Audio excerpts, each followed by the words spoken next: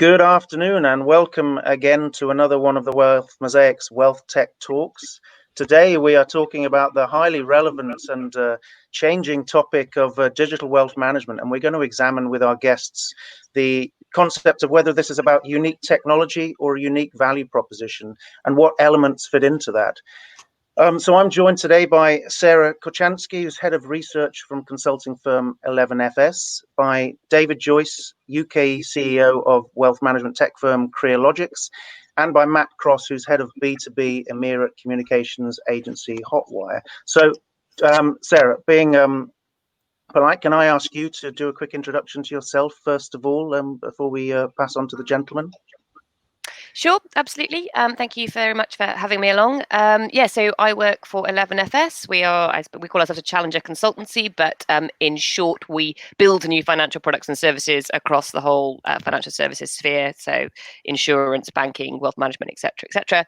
I'm head of research, pretty much does what it says on the tin. So I work across customer and market research, providing insights for our consulting projects to enable them to build those new products, and also producing external research, which we publish on our website, and writing a lot of blogs and articles and things like that. Fantastic. Thank you, Sarah. Matt, over to you, please. Hi, thanks for having me. My name is Matt Cross. I look after Hotwire's European B2B portfolio. We're a global comms agency, as you pointed out. I've worked with technology-based clients probably for the last 20 years. That's people from Visa to Facebook, from Nokia to Dell, and really thinking about how they communicate their value proposition to a range of different audiences. Fantastic. Thank you, Matt. And David, finally over to you, please. Thank you, Stephen. Good afternoon, everyone. I'm Dave Joyce, and I'm the CEO for Crealogics in the UK. We're a firm that specialises exclusively in what we call the layer of engagement, and work mainly in the wealth management space in the UK. So covering and working with a number of the leading incumbent wealth management providers in the UK. Great. Thank you, David. Thank you all. So everybody will speak, I suppose, for 45, 50 minutes, maybe up to the hour today on this topic. There's, when you look at digital wealth management, its arrival in the space as a disruptor, as a new technology-led force in and around wealth management, there's all sorts of elements to discuss, from the tech stack to all of the other elements of segmentation, communication, proposition, branding, trust, personal relationship or not.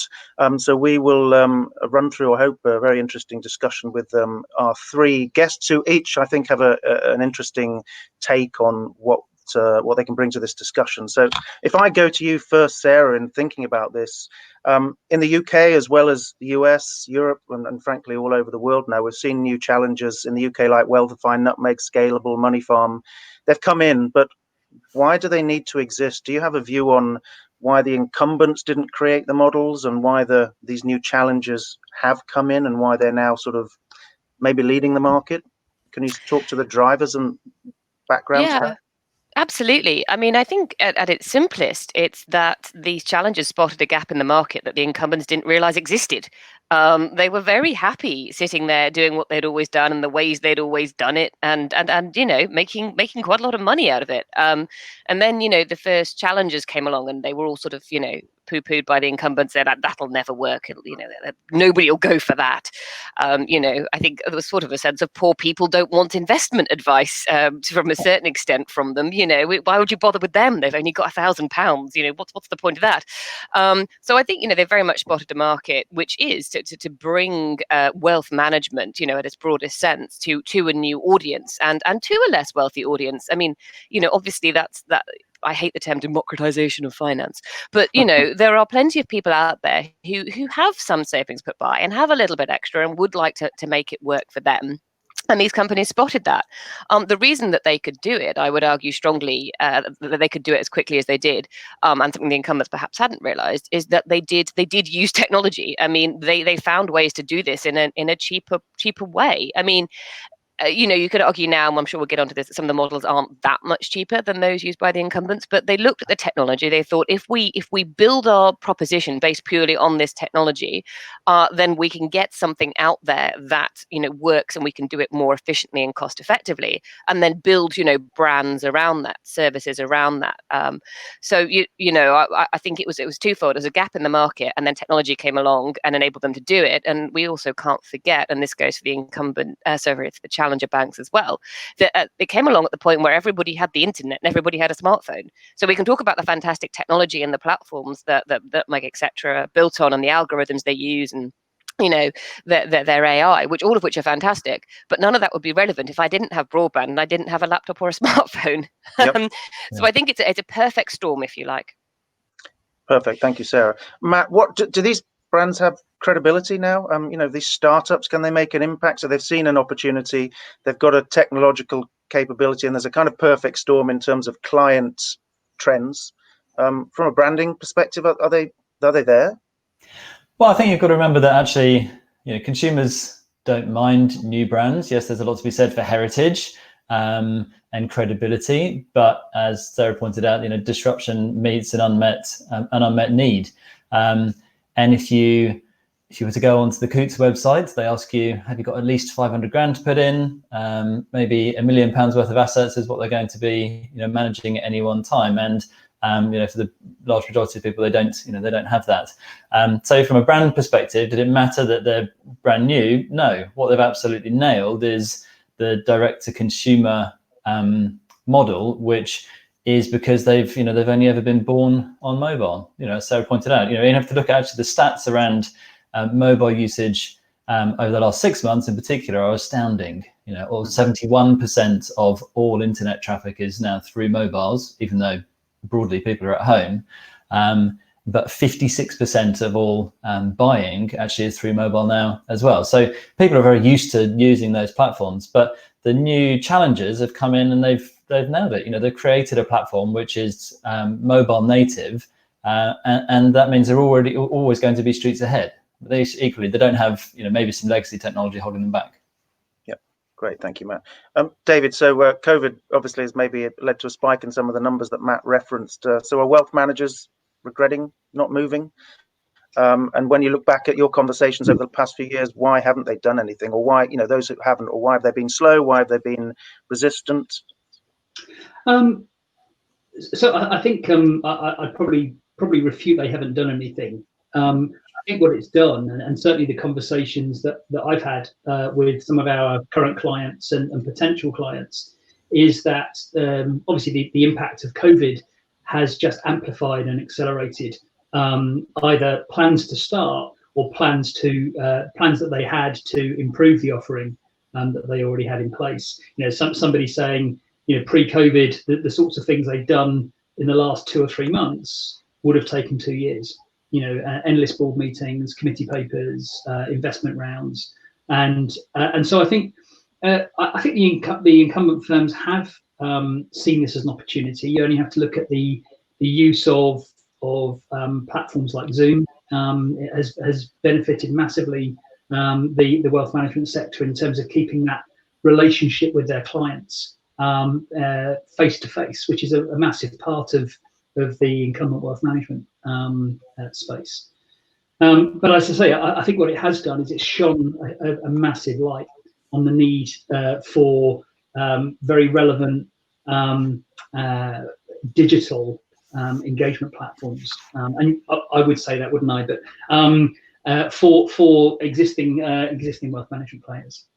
Okay, fantastic. If we just look a little bit at the technology now, where are firms, I'll go back to you quickly, David, on this one. Where are firms on their journey to being able to deliver this? Because we hear all the time about legacy technology. We hear about the huge cost of running these infrastructures, of the difficulty of change and the risk of change, and maybe even the lack of leadership from board level. So is wealth management it's been shocked, it's seen scalable, and others generate assets, stick around, they haven't gone away, they might have issues, they're not perfect, but they're raised eyebrows and shown that the market can be delivered in a different way. So where would you say the industry is in its general journey towards becoming more digital and maybe being slightly different to where it was in the past? I suppose there's two things that I'd reflect on that question. The first is, I think there's a realization that the spend and investment on technology within the industry has largely fallen under a kind of a bucket of investment that has been focused on the back office, and also has been focused on what I would call desktop technology. So I think the realization now is that there needs to be much more focus on the front of house and the front office, and much clearer drivers now for the need for investment, whether that's reducing cost and allowing relationship managers to deal with more clients more effectively and more efficiently. I think the second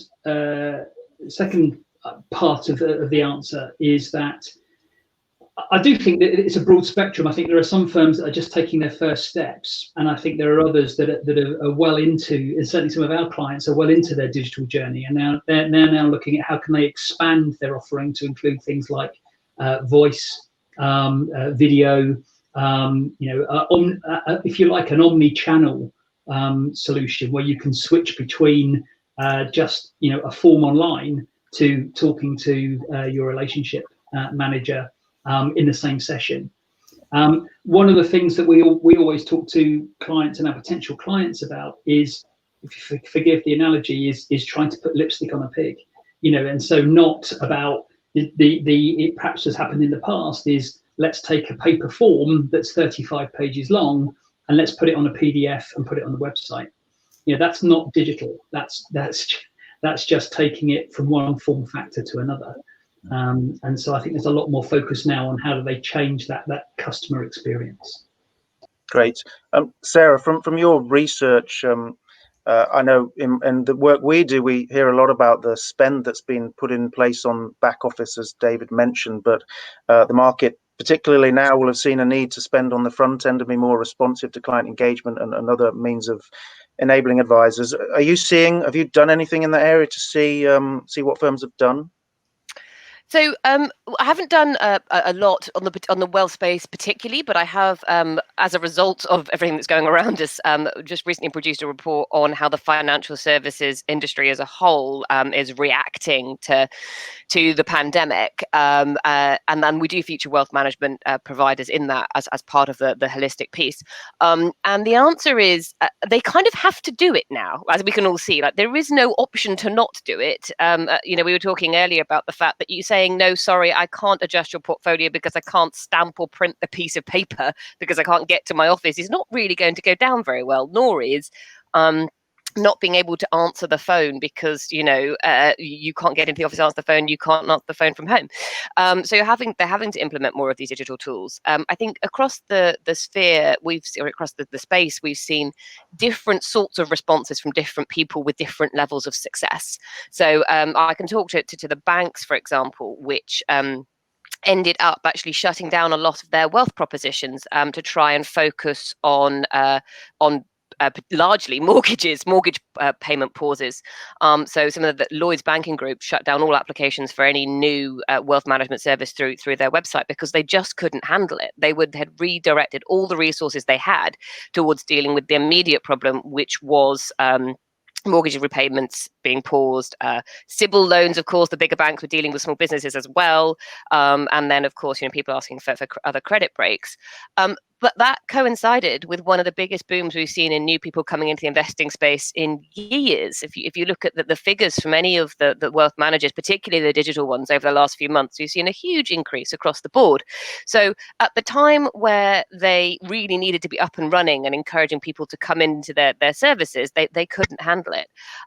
So they've reacted not particularly well. I think a lot of the digital firms, the digital-only firms, your Nutmegs and Scalables and the like, have it didn't really bother them. It was just that's how they interacted with customers anyway. So what difference does it make to them? They already had all the tools in place. I think maybe we'll come on to this later, but it's been really interesting to see the Barclays tie up with Scalable Capital, and to see how much of Scalable's technology is utilized. And I presume that's why the partnerships happened, because Barclays just felt they couldn't do it themselves. So when it comes to developing a lot of these new channels, I think we're starting to see across the board financial services companies accept that they need help. And it's going to be interesting to see how they go about getting that help. Is it by partnering with a digital-only player? Is it by trying to do it themselves with a third-party help?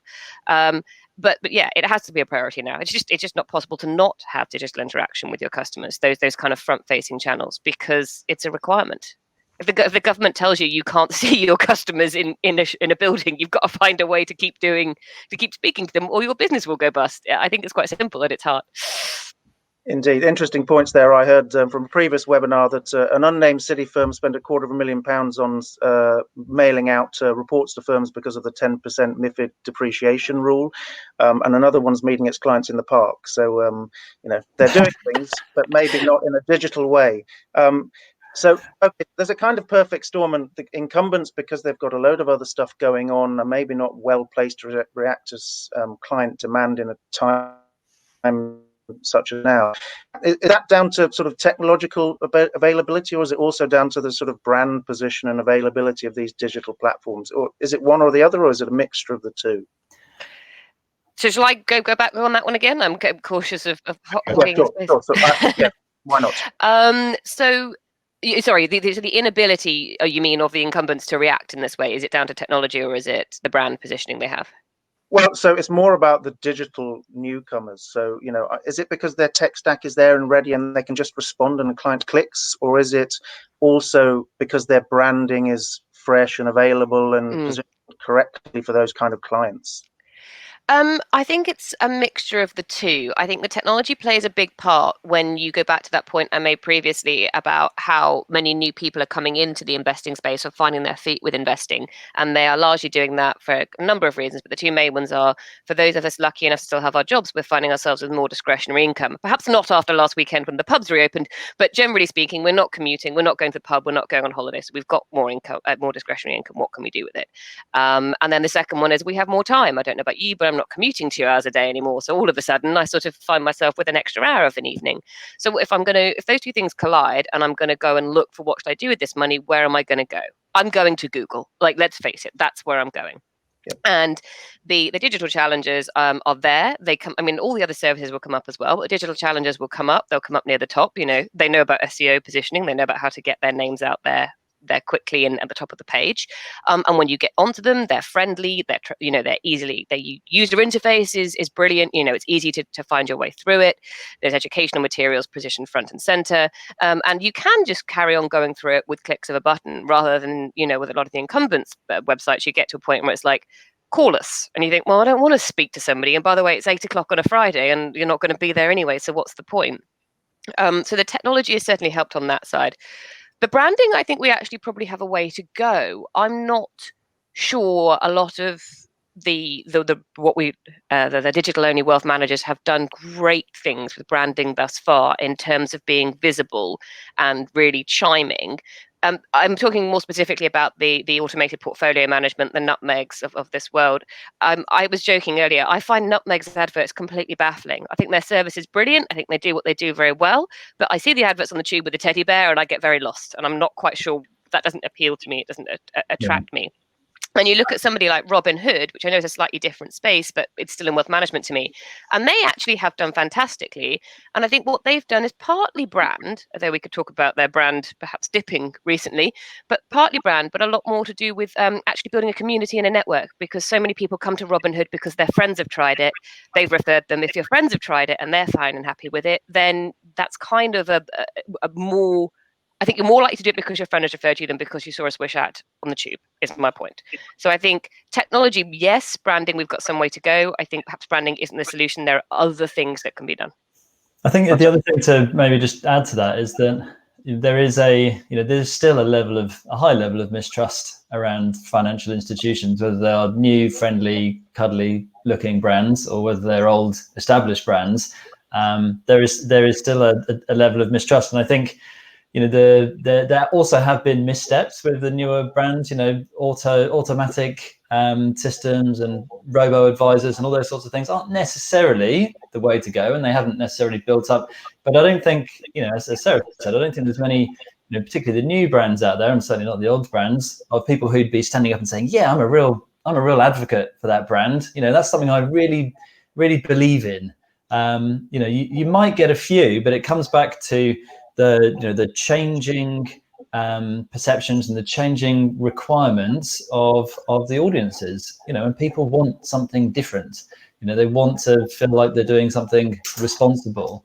And there's also the other economic forces going on. As Sarah said, you've got more time, maybe you've got a bit more money. You're certainly not attracted by any savings, the saving interest rates from any bank. So you're looking at other options, and maybe you want to chuck in £50 or £100 here and there. It doesn't necessarily make you become a huge brand advocate. And actually, I think what we see in other industries, so like the mobile industry, for instance, you can have a look at some of the parallels in that the platforms themselves can become very similar. And it's what actually goes on top of that. So the manifestation of your brand and your values that come through in the design and the experience, which really makes a difference. I read a really fascinating interview with Carl Pei, who's the CEO of OnePlus, a massive Chinese mobile brand. And he basically said, I don't look at mobile launches anymore, device launches, because they're all the same. And he's talking about some of his own devices as well.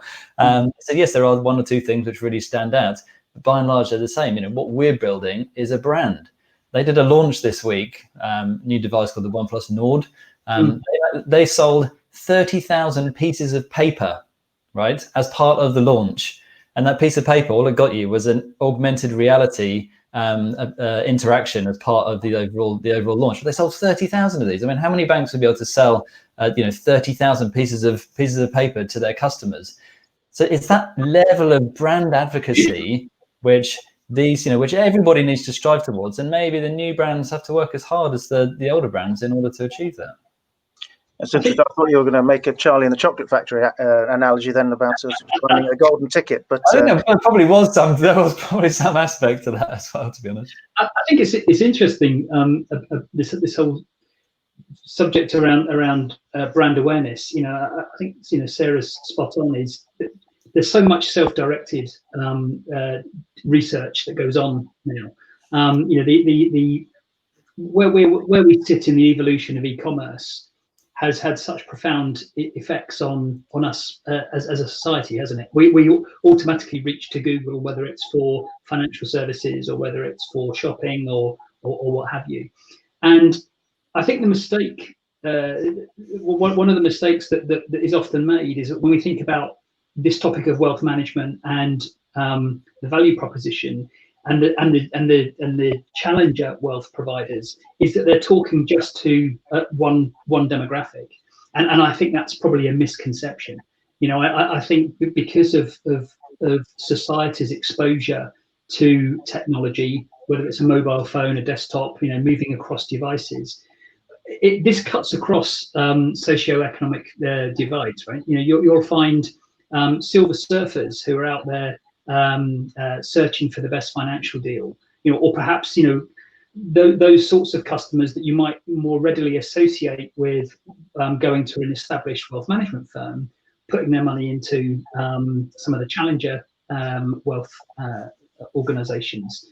So I think we mustn't, when we think about this marketing and brand piece, we mustn't fall into the trap of thinking this is just about the millennials or the Gen Zs or whatever. This is about acquisition of customers across the spectrum. And I think it is also just worth putting in here. Sarah touched on it, I think, earlier on about poor people. I think part of the issue about brand is actually the whole term wealth. It conjures up in people's minds perhaps a misconception of what assets you need in order to be classified as having your money being wealth managed, if you like. There are undoubtedly, I would say, that in terms of the established financial services or full service wealth managers, they are very, I think, very clear about the service that they offer, and that service comes at a price. And I think this is one of the dilemmas that probably will. We saw Robin Hood this week just saying that they've changed their plans to come to the UK indefinitely.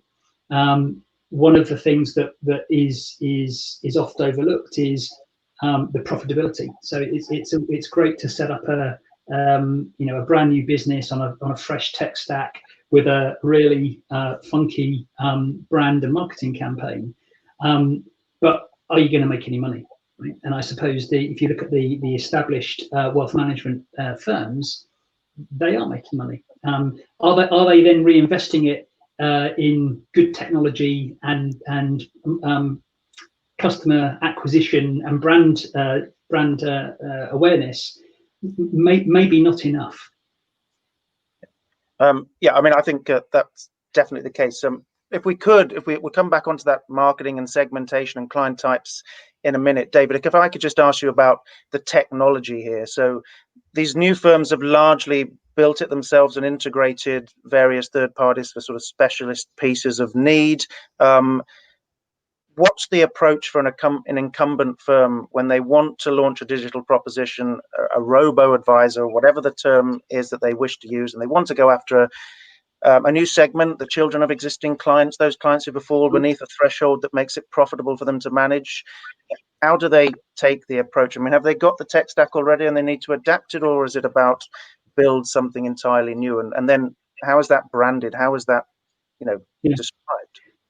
Well, I suppose you'll forgive me for having quite a biased view on a response to this, because quite understandably, our position is, for goodness sake, don't reinvent the wheel.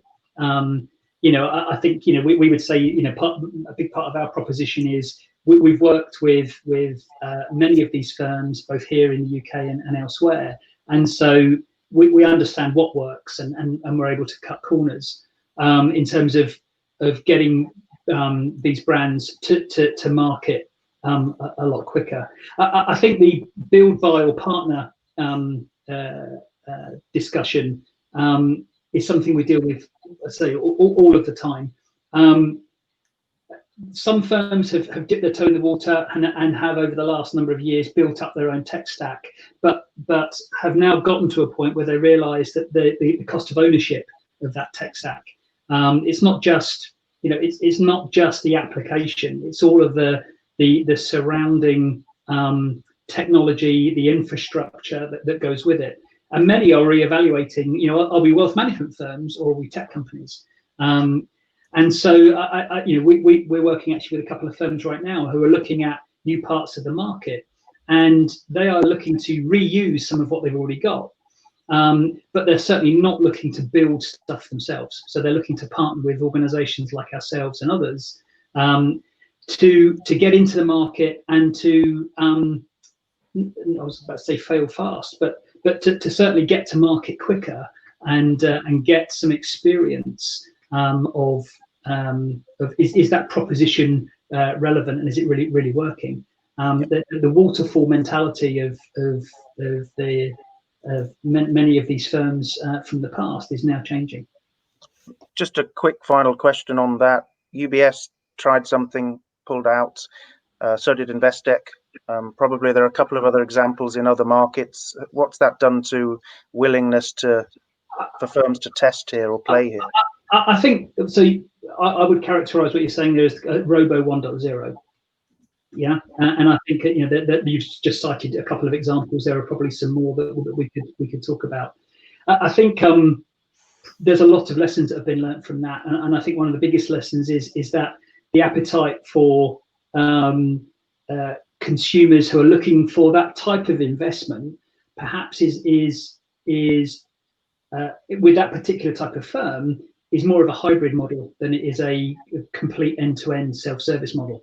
I think it's easy to make it's the incumbents and it's the neos, but there's a huge amount of regulation that sits around, as there is in all financial services, but there's a huge amount of regulation that sits around all of this. And I think you can get to a certain point in the journey and depending on the amount of money and the type of instrument you're looking to invest in, it may not be possible to complete that journey end to end. So I think that Robo 1.0 was a useful exercise for the industry, obviously not for the firms that piled money in and lost money on it. But I think we'll see an emergence of a Robo 2.0, which is much more of a hybrid approach, omni-channel, call it what you will. Okay, perfect. So Matt, let's say I'm a incumbent wealth manager and I've got my traditional business with traditional clients and I service them with private bankers or relationship managers, and I want to build a more digital proposition, whether it be pure robo or more hybrid. From a branding perspective, am I using my existing terminologies, names, methodologies, language, or how am I going to be shaping that proposition? Yeah, so this goes back to something that David mentioned a second ago, but this, I don't know, there feels like there's an insistence to talk about generations at the moment. And if you're an anthropologist, then great, talk about generations. But if you're, really marketing, comms people, UX people should be talking about specific audiences because they want a personalized experience. They want a tailored service. So first of all, don't think about a generation, think about the people who you specifically want to target, and then, whether there's a true market opportunity there. I think, further to that, if you want to create a sub brand, then great. So bearing in mind, you've already thought about who the specific audience is. The benefits of a sub brand is, you can still point back to the big brand to say, look at our heritage, you can trust us. So going back to that mistrust, trust is really important. You can trust us. We've been around and we've been doing broadly the right thing for a long time. You can also point to scale. So both from a technology perspective, we're reliable. When you open up your app, you will be able to reach somebody, which is good because also, if it's over a new service, there's question marks sometimes over that, even if they say they've got, 5 nines reliability, whatever it is. You can also point to the fact you can get economies of scale. So potentially, if you're a sub brand of a bigger organization, that you get economies of scale, and therefore the service is going to cost less.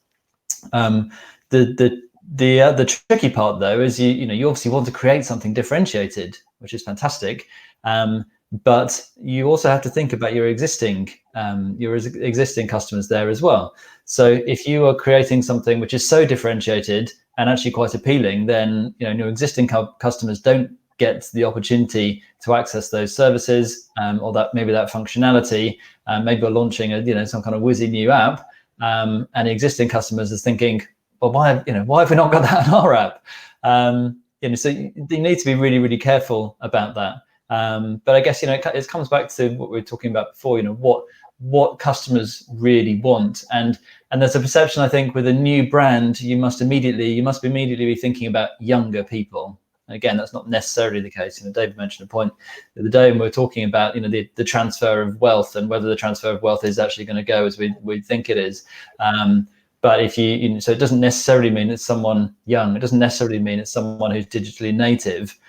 So you've got to really bear those things in mind before you just think, okay, well, we want the smartest, whizziest thing we can possibly get, and we're going after, Gen Zs. Yep. Sarah, I don't know from the research that you've done yourself or that you've picked up from others, do you see where the opportunity best fits here? Is there a segment, a type of client, a particular need that is going to be best matched through digital wealth management? Have you gone into that kind of area to look at who's the best opportunity? I've done some work on it, certainly. I think as both gentlemen have said, that age is not the right way to approach it. I think that definitely isn't a segmentation you can do. And we have clients who come to us all the time and say, we want a new thing for millennials, and we have to say, well, what's a millennial for a start? Because sometimes I am, sometimes I'm not. I prefer it when I am, but it's all right. I'll get over it. But the age is not necessarily a way of doing it. We prefer to take the approach certainly at 11FS, but I think also a lot of the startups are getting their heads around this as well, of appealing to something that means more to somebody than their age. So it might be their values, it might be their life stage. So you see products that come along, and particularly like a bank account that serves you well when you're coming out of university, and then as you start to get into the stage where you might be getting married, it helps you with savings and buying a house, and it's more about a product that appeals for you for where you are. So in insurance, we see a huge sort of rise in, wedding insurance after COVID, but products like that appeal to a particular life stage. And then I think, values, I think if we're talking about where there's a gap in the market, I think we are seeing a huge surge in interest in whether you want to call it SRI or ESG, basically investment that ties to people's values and things that they hold dear. And that can be anything from I want to save the planet to I want to encourage more female entrepreneurs to I want to close the gender pay gap. But if you can do that, you will find, and that goes across the ages, right? Which is a much better idea than targeting a very slim group of people, particularly if you're going to be talking about millennials, who everybody seems to think are going to be these great inheritors of wealth when this intergenerational transfer of wealth happens. And I don't know about anybody else, but I'm fairly sure that's not going to happen for me, because that's not the generation. That just doesn't feel likely at the moment or possible. So yes, I think the bigger gap is thinking about what people actually want, what their values are, what appeals to them, and targeting them that way. And I'm sure that Matt has many thoughts on how you can do that with brand. But if you build a product that can do that and then you can market it well, I think that's probably going to be more successful. Yep. Don't know if Stephen's still there. I hadn't noticed my video had gone off. So interesting. Wealth management, if I'm honest, and I think also in Robo, although I could be wrong, has struggled with differentiation. So you look at one wealth manager and it offers you equities and funds and relationship management. It might have a client portal, and you look at Robo Advice or digital wealth management, if we prefer that term, and it offers you a basket of ETFs with a risk profile that then determines how your money gets managed. It's not really very differentiated. Have any of you seen firms move? I mean, I know traditional wealth managers will offer ESG products, but in the digital space, is there any example of something that is differentiated, that is moving beyond that Robo 1.0 offering that David referred to? Well, I'll throw in a name if you like. In terms, I think one of the interesting businesses from the if you want to call them the challenger side of things is Ticker. That's a brand that seems to resonate and cut across all demographic segments. To Sarah's point, very much focused on ESG and kind of responsible impact investing. I'm sure I'm not here to give them an advert, but I think that's an interest. You asked for an example. I think they're an interesting business. Okay. Sarah or Matt, any examples that you could point to of, and it doesn't have to be in the wealth space, but where businesses have clearly done well through a differentiated approach and maybe reached out to that client base that they're targeting? I think in the wealth space, the one that springs to mind, and I think it's in the robo space, is the US brand Vest. Now, I know that it isn't necessarily the most successful of businesses, but that in terms of targeting a demographic, now I've got to be careful here, because it's targeting all women, and obviously all women is not a group. it's that's not a thing. But the idea that they go out with the idea that we understand that women have generally as a group have more different needs. You take time off in the middle of your life to have children. A lot of women do that, and that means they're not accruing wealth, or they're not earning. So what you have to plan for that when you're looking at maybe what your retirement fund is going to be, or what your end goals are. So I think that's just been really interesting to see them go out there and do that. And I hope that they can make a success of it. I know they've had troubles lately. I think an interesting space to look at differentiation wise is in fact the challenger banks in the UK. So you have Monzo and you have Starling, and they're actually really quite different. And it's quite obvious that they're quite different to even a lay person, even though the services they ostensibly offer are quite similar. And again, Matt, I'm stepping on your toes here, but the brand that they put across and the messaging they use and even their color schemes and their advertising allow them to be seen as two different things. But when we're talking about differentiation in the wealth management market, I think a huge effort has to be put towards something that's probably more fundamental than that, and that's education. Because I can choose my bank. I know what I'm looking for from Starling and Monzo. They can have different interest rates. They can offer me different services. So Monzo will offer me much better analytics of my spending. Starling's much better if perhaps I'm a business owner or I want a more traditional style of bank, but it's with all the with all the advantages that being digital only has. But when I look at, and I would say that this is true of me as well, when I looked at robo-advisors and I looked at automated platforms or automated portfolio managers, and in my job this is, and I've written reports on this space, I sort of went, well, I'm not entirely sure of the differences because I don't actually understand what you're telling me because the language is so complicated that I don't even understand what these words mean. And I consider myself quite financially literate. So how can you differentiate yourself if people don't know what you're offering in the first place? And I've recently done a piece of work looking, in fact, at a new kind of investment proposition across 3 different countries. And in doing the research, we ran up against simple things like what people call savings accounts is different in different markets. So you have sort of savings account, and you look at Hong Kong, and you have this thing called savings insurance. So we're going, what savings insurance? It took us about a week to work out. It's a sort of endowment, but the fact that the terms are so different, so interchangeable, different firms use different terms. I think maybe that's, if you're going to differentiate, start by telling me what you actually do in language I actually understand, and then I might have a better chance of deciding which of you I actually want. Yep.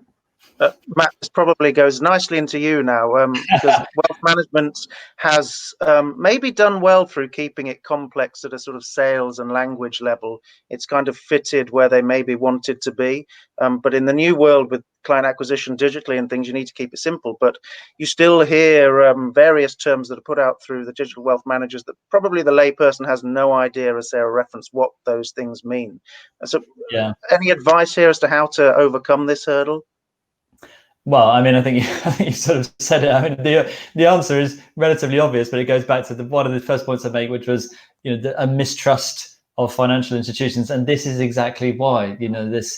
This Oxford, whatever the word is, complexity of language, and you just can't break into it. And it's like every time you read the terms and conditions of anything you ever sign up for, if you actually read them, you're looking at it like, what does that even mean? Okay, tick, fine, take all my data for the rest of my life and my firstborn child and all the rest of it.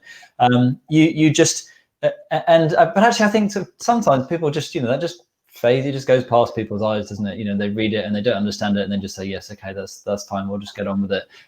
But again, those don't become brands that you really believe in. If someone has got such complexity in the way that they're trying to engage you, particularly maybe the first engagement point through an advert or a piece of earned media, for instance, then you're never going to get anywhere. I think one thing I wanted to go back to was talking about how are there any brands that really differentiate themselves? And I mean, you can point to all sorts of different consumer brands that do quite well. I think what is probably better to look at maybe is a blueprint for how you deliver your value proposition. So don't necessarily think about someone else that's doing it well, because you're not going to be the next Apple. Okay, that's just not going to happen. They're doing their thing. You don't want to copy them anyway. So how can you do it yourself? And it starts with the unmet need. So what is the unmet need? And is that let's say we talked about wealth shame the other day. Is there a shame related to wealth? And the word wealth. So maybe the unmet need is actually, we don't want to be talking about, people don't want to hear about wealth, even if they think they are wealthy, or even if they've got a bit of money to invest. Then you've got to have a clarity around your products and services, as Sarah pointed out. How do you meet that unmet need? But then you have to develop real empathy as well. So what are the challenges that those people are going through? So that audience, that specific audience, what are the challenges and the barriers that they face every single day? And how can you communicate them? How can you change your messaging to reach them on that level? Because if you don't develop any empathy, then you're done, basically. But that's not enough. Okay, so you've got your clarity, you've got your unmet need, you've got your clarity of proposition. You can solve all of their challenges and you can speak to them about that. But you have to back that up with further reasons to believe. So you have to prove further credibility. And that comes through in the people that represent your organization. Who is the face? And you have to have a face, okay? Because organizations who do really well, they have trusted leaders who are visible and trustworthy. So who are the people? And what are maybe some of the other reasons to believe around maybe the network, the company that you keep. If you're a financial services brand, often you do sponsorship deals with the sports industry and all that. So what is the company that you keep? And does that actually align back to those people that we're trying to reach? And then lastly, really, it's about customers as well. So which of your customers are willing to go out there and advocate on behalf of your brand? And this is really tough, because they're very hard to find and reach and and engage and actually motivate to come and talk about a brand. But all of those points, when you bring them together, imagine that initial contact with the brand who brings all of that to you. You'd be like, wow, this is so different to anything I've ever seen before. Going back to the point, you're not going to differentiate on the platform, you might differentiate on the design, but if you can bring together some of those reasons to believe, then you stand a much greater chance of really creating some like brand attachment. Yep. And I think that's really interesting, isn't it? Because that's if you look at it, that's one of the key elements of the established wealth management firms that they can leverage, right? Because they have developed a business that is around relationships and face to face. They understand that empathetic world that you described there, Matt. So I think that there is more than hope that the established players can bring that part of their brand into play. There is one point though, just if it's okay to raise, Stephen, because it kind of makes me think of it, is I suppose other than buying a house, making an investment decision is probably the second biggest decision that individuals make. You open a bank account, it's largely a transactional. I need a bank account because my salary needs to go into there. I'm going to put some money in there. I'm going to use it to pay for things. If you are making a decision about investing money, that is an asset that you've already got, and so you need, back to the education piece that Sarah was talking about. It might be 10 grand, it might be 100 grand, it might be 500 grand.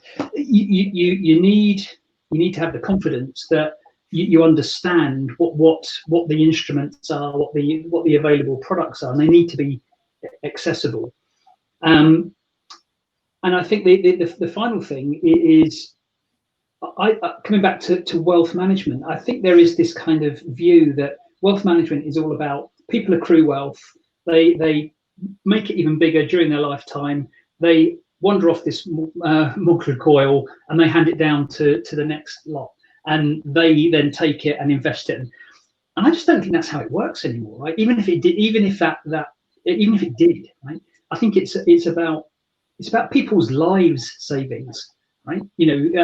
So people want to invest money in order to do things increasingly, whether that's maybe buy a house, but increasingly that's inaccessible to a certain demographic. But maybe it's school fees, or maybe it's a car, or maybe it's go traveling. And I think the concept of investment and saving has to be reevaluated in that context, and not just about creating this massive pot of money that ultimately you then end up leaving to the next generation. Yeah. Just thinking of Matt's framework, which was great, and if a wealth manager came in needs first, it would be fantastic. But I could go in with a set of needs to an IFA down the road, or Coutts down the Strand, or whoever. It's unfair to name names, but and then they say, well, that's great, but you haven't got 500,000. You haven't got 50,000, whatever the number is. So they immediately put barriers in the way. I think the industry is kind of stuck on that model, or I don't really see too much movement beyond that yet. I don't know whether anyone's seen something different where actually that minimum threshold, because they've got a great digital proposition, is moved out of the way. It hasn't arrived yet. I'm not sure, apart from in the new players. But then in the new players, I don't get a personal relationship. I know they're moving in that direction. I don't know whether Sarah, sorry. Sorry, I was just going to say that they are. All I was going to say was to pick up your point. They are moving in that way, because I do have with one of the robo advisors, I do have a portfolio, and the same gentleman emails me twice a year to have a chat about my financial status, and we talk on the phone if I want to. I don't have to, but it is the same person who emails me twice a year, and I do speak. Now I know that I don't have him on demand, but I don't pay to have him on demand, and I do understand that there is an economics thing there. You can't have somebody on tap like that. But I also can at any point use a digital chat and get a response to a query. So, if it's a fairly simple query, then the responses will come back very quickly. And actually, to be honest with you, I kind of prefer interacting with customer service agents via chat. If it's a simple query. Obviously, if it's financial advice, then perhaps it's a little bit more complicated. But sometimes it is as simple, how do I do this? Or what does that mean? Or where does this go? And in which case, I think that's when we come back to this idea of having multiple different ways of interacting with somebody, having the multiple different channels. I think you're right, though. I haven't seen anything truly personalized because obviously a lot of, particularly with the robos, it is still 10 portfolios and you pick the one that's closest to whichever appeals most to you, and it's quite hard to have a truly personalized portfolio. And also, of course, the robos, it's largely ETFs and funds. You don't have any access to anything else. Certainly they're not considering that you have assets in property or art or gold or whatever else you might have, if you have a broad wealth management portfolio. So yes, that was a very long rambly way of saying I haven't seen anything truly personalized. I think they are moving that way, and I think they have come to the understanding that they need to go that way, if only because of this education piece. You do need somebody to hold your hand if you don't know what you're doing. Those major life events and elements like that. Matt, you mentioned empathy. Maybe you could deliver it to me, or I could deliver it to you if we had a personal relationship through, I was a client, you were the financial advisor. I've been hearing from various firms recently more talk about digital empathy, I think, unless I'm making that up, but I think I have. Does that exist? Can empathy be delivered through a digital channel, or is this just kind of I think I had someone talk yesterday, a guy called Brian Solis, who actually works for Salesforce now, but he's a sort of known tech evangelist from Silicon Valley, and he was talking about data-driven empathy. So I think that probably digital empathy is probably where you are. I guess you don't necessarily have to have that one-to-one, can you see the tears in my eyes, Stephen, and therefore make a deduction about how I'm feeling. I think what we want to get away from is this, about, it probably happened towards the mid to end of April. Every brand that you've ever had an email relationship with sending you a thing, basically sending you an email saying, are you okay? We're here for you. It's like, really? Are you here for me? I bought something from you 3 years ago and you're still here for me. Have a look at the interactions we've actually had. None. So piss off, basically. I don't want to hear from you. So there's a time. I think probably with empathy, it is about timing as well. Don't come with the empathy, at the wrong time, and that comes back to just knowing your customers. And I think David's point earlier was interesting about wealth managers might know loads about their customers, but the point here is that they're trying to access and potentially access a new market segment which they don't know anything about. So spend some time actually getting to grips with those people before you just wade in and give them the "you okay, hun," scenario. Yeah. David, actually an interesting question on that. We've been having some conversations, I know, with you and some others about sort of data insights, analytics, understanding clients from a much bigger data set than wealth managers would be used to historically. So they're happy with investment management data sets around equities and the golden what do they call it? I can't remember now, but the golden source. But when it comes to client engagement, understanding empathy, it's a new area. So are you seeing much being done there to make them more digitally empathetic? It's a good question. I think over and above some of the things that we've already talked about, which is, I think the willingness to engage on a more one-to-one basis digitally. So we see quite a lot of and I've been doing quite a lot of work with things like conversational wealth management. So trying to build up that more conversational, more kind of collaborative relationship between relationship manager or investment manager and the client. But I think it's very nascent. If I'm honest with you,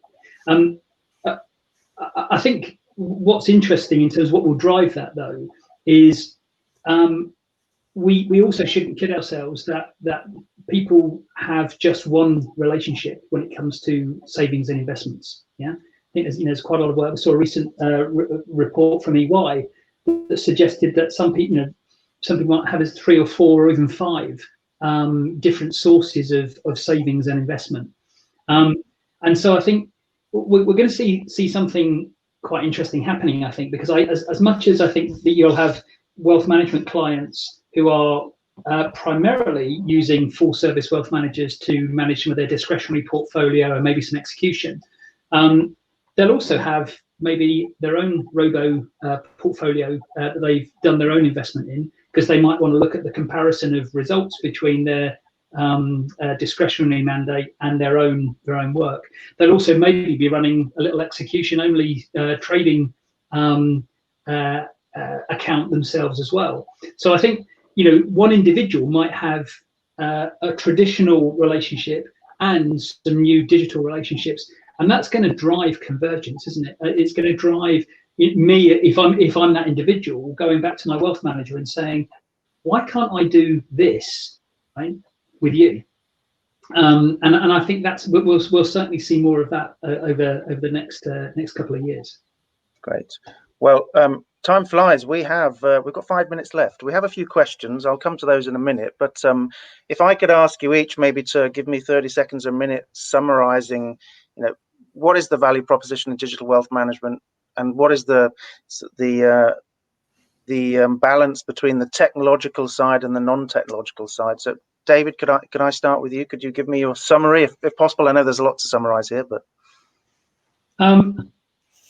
I think we're going to see a lot. I think we're going to see a lot more focus from the established players on investing on the front end. I really do. I'm not just saying that because of my position. I think the COVID experience has really shone a light on this. As I said earlier, it's amplified and accelerated. And I think we'll see a lot more focus on customer experience. And I think what we'll see is for the more enlightened established players, that they will be reaching out probably to the likes of Sarah's business and Matt's initially to try and gain some insight into how they engage with their existing and new audience. And I also think hopefully they'll be reaching out, and we'll certainly be reaching out to them in terms of don't build it yourself. We're beyond replicating the wheel. So I think that would be my summary. Great, thank you. Sarah, any summary thoughts to give us? No, I completely agree with David. I think, the pandemic has been, to use a particularly English phrase, a kick up the bum to large incumbents across the financial services space who have suddenly realized this isn't something that they can do in a 5-year digital transformation project. They need to get going now, and actually they needed to get going yesterday. So they'll be looking at ways to do this as efficiently and as quickly as possible, which will mean, it will have to mean sort of partnerships across the board. I think to your point about, which element is more important, I was mentioned earlier a quote which is actually from Wonder Woman, which is technology without heart destroys us. And I feel like that's how you have to approach everything. You can have the fanciest technology in the world, but if you haven't thought about how it's implemented, what it's going to do, and to a certain extent, the processes by which you're going to use it and develop it, then it's utterly useless. So, spend all your money on a great, fantastic new platform, implement it, and then wonder why you haven't got any customers, or the customers you've got don't like it. That's just foolish. So think about heart as well as tech. Fantastic. Thank you. How do I beat a Wonder Woman quote? I mean, you completely done me, Sarah. Sorry. No, I actually wrote down, I love technology, but remember, it's just a platform. So maybe I was kind of like, I was almost there. So remember tech is just a platform. I would say look at who's doing really well on direct to consumer, who's really nailed it, to have a look at some of those examples and work out what can you credibly and authentically bring to your own brand. Stay true to your brand. So first of all, understand your brand, understand your values, and if you're living them, and if you're not, then work out how you can maybe refresh those brands that make it true to what you are today. Then think about how you bring those values and your corporate behavior through into the design and UX and the experience that you're giving to customers, and wrap that within your value proposition. So not taking anything away from the technology, but you have to make sure that you can have the best technology in the world and still fail. Great, thank you. We have a minute, so if you don't mind, there's one question which I'd like to ask, and it's basically to do with segmentation and how the market defines its existing customer base. So wealth management uses terms like high net worth, ultra high net worth, mass affluent. Will those terms merge? Will they still be relevant as we move forward into a digital wealth management marketplace? I don't think they're relevant now. I think they are more examples of the insurance industry than the wealth management industry. That's another industry that has terminology problems. The wealth management industry's sort of insistence on trying to divide people up by how much they have, and then not actually having an agreed definition anyway. So I don't think they're relevant now, and I would very much hope that they disappear. Great. Any final comments or? No? Super. Well, ladies and gentlemen, thank you. Thank you for the participants. Thank you, Matt, David, and Sarah, for your time and interesting and provocative, in some instances, thoughts. Very much appreciated. For those listening, this webinar will be available in a recorded session now moving forward. If you have any questions for myself or the audience, please feel free to drop us an email, and I'm sure the guys will be happy to communicate further their thoughts. So once again, thank you all for your participation. And we look forward to maybe speaking to you again and going deeper into this topic. Thank you all. Thank you. Bye-bye. Bye, everybody. Bye.